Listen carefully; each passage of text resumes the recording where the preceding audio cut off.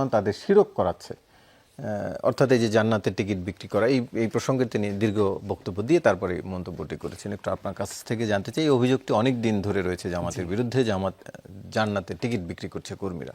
জি দেখেন, প্রথমত হলো শিরিক, আমি আরেকটা ওয়ার্ড দেখলাম যে কুফরি, এই ধরনের ওয়ার্ড ইউজ করা হয়েছে। এটা খুব আনফর্চুনেট আমাদের জন্য। এগুলোতে ওলামারা করবেন যে শিরিক কুফরি এই বিষয়গুলো আর কি। এটা আসলে রাজনীতিবিদদের কাছ থেকে, বিশেষ ওনার জায়গা থেকে এটা খুব ভালো দেখায় না। মানে বলতে পারবেন না রাজনীতিবিদ শিরিক হলেও শিরিক বলতে পারবেন না, এরকম শিরিক হচ্ছে কি হচ্ছে না, এটা তো মানে আমাদের আলেমরা আছেন, আমাদের শরীয় এক্সপার্টরা আছেন, ওনারা কথা বলবেন আর কি।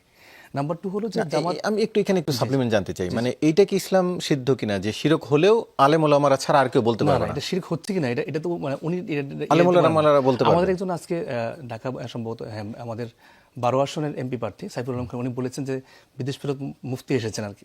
তো আমার কাছে মনে হয় এটা না হলে ভালো হতো।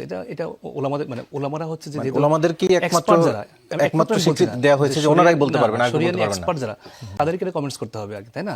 এই যে আমাদের শান্ত ভাই আছেন ডাক্তার, আমি তো চিকিৎসা করলে হবে না, তাই না? শান্ত ভাই করতে হবে। আচ্ছা, এরপরে আসি যে জান্নাতের টিকিট। ডাক্তার আর ইসলাম সম্পর্কে তো সকল মুসলমানই কম বেশি জানে, জানলেও বলতে পারবে না। জানা উচিত, কিন্তু শিরিক হচ্ছে কিনা, কোনটা শিরিক কোনটা শিরিক না।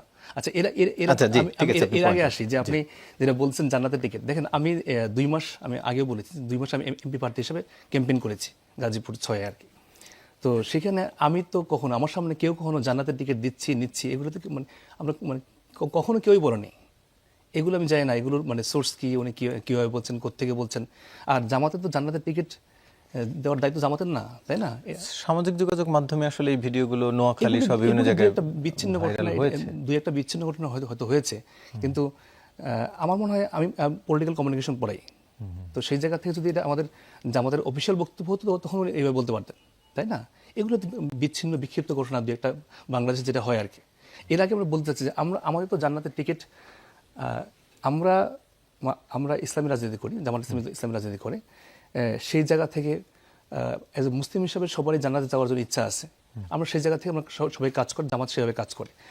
হ্যাঁ, যেটা আমাদের কিছুক্ষণ আগেও কথা আসছে যে এই যে জান্নাতের টিকিট বা আপনার এই যে কার্ড, তাই না, হেলথ কার্ড বা মানে কি বলে এটাকে, ফ্যামিলি কার্ড, এর কথা আসছে। সেইখানে আমরা আমাদের মূল ফোকাসটা হচ্ছে কর্মসংস্থান। আমরা কর্মসংস্থান করতে চাই। আপনি জানেন যে বাংলাদেশে এখন প্রায় বিবিএস এর যে রিপোর্ট 2.66 মিলিয়ন, মানে প্রায় 26 লাখ মানুষ বা 27 লাখ মানুষ এখন বেকার আছে। এর মধ্যে 2 মিলিয়ন হচ্ছে মানে একদম আমাদের যারা ইয়থ বা তরুণ যারা আর কি। এবং সবচেয়ে হলো প্রায় 10 মিলিয়ন, প্রায় 1 কোটি মানুষ যারা হচ্ছে একদম আন্ডার এমপ্লয়েড আর কি, যারা হয়তো 3,000-4,000 টাকা বেতন চাকরি করে।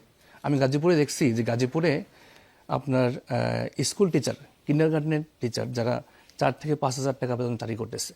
তো আমরা এই জায়গাগুলো নিয়ে কাজ করতে চাই এবং আমরা ভিশন নিয়েছি, আমরা প্ল্যান নিয়েছি যে আমরা 5 মিলিয়ন মানে 50 লাখ মানুষকে চাকরি দেবো। এই জন্য আমরা সেক্টর ওয়াইজ প্ল্যান করেছি। আপনার ইশতেহার এগুলো দেখবেন ইনশাআল্লাহ আর কি। এরপরে হেলথ নিয়ে যদি বলতে চাই আমরা এখানে, জি একটু ছোট করে। জি দেখেন, আমাদের এখন সিস্টেম চেঞ্জ করা দরকার আর কি। এই কার্ডের সিস্টেম চেঞ্জ করা দরকার। আমি তুরস্কে ছিলাম, সেখানে দেখছি যে তারা হেলথকে কীভাবে সিগনিফিক্যান্ট ট্রান্সফর্ম করছে। যে এবং একজন মানুষ যখন অসুস্থ হয় তার ডাক্তার ট্রিটমেন্ট, তার ঔষধ, তার সবকিছু টেস্ট সেখানে চেঞ্জ করা উচিত। তো বাংলাদেশে আমরা এই ধরনের একটা ট্রান্সফরমেশন চিন্তা করছি।